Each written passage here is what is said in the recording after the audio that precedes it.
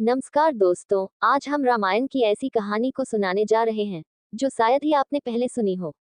लेकिन इस मार्मिक कहानी को सुनने से पहले अगर आप हमारे चैनल पर पहली बार आए हैं तो चैनल को सब्सक्राइब कर बेल आइकॉन जरूर दबा लें। चलिए अब कहानी को सुनाते हैं। धरती पर भगवान राम ने अपने सारे काम कर लिए थे। अब उनकी मृत्यु का वक्त सामने आ गया था। ऐसे में यमराज ने एक साधु का रूप लिया और राम के नगर पहुंच गए।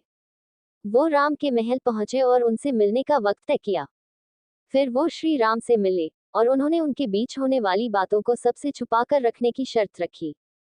साथ ही यह भी कहा कि अगर हम दोनों की बातों के बीच कोई भी आएगा तो दरवाजे पर खड़े द्वार रक्षक को मृत्युदंड दिया जाएगा। श्री राम ने साधु रूप धारण किए यमराज की बात मान ली और हनुमान जी के न रहने के कारण राम ने भाई लक्ष्मण को द्वारपाल बना दिया। फिर यमराज अपने असली रूप में आए और बोले, भगवान आपका पृथ्वी पर जीवन पूरा हो चुका है।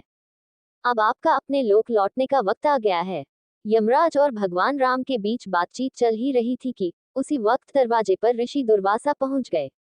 उन्होंने लक्ष्मण को दरवाजे से हटने को कहा और अंदर जाने की जिद पर अड़ गए। लक्ष्मण ने मना किया तो वह श्री राम को श्राप देने की बात करने लगे। लक्ष्मण काफी परेशान हो गए।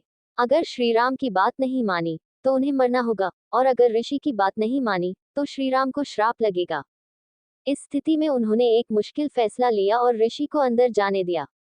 बातचीत के बीच ऋषि को देख भगवान श्री राम चिंतित हो गए कि अब लक्ष्मण को मारने की सजा देनी होगी।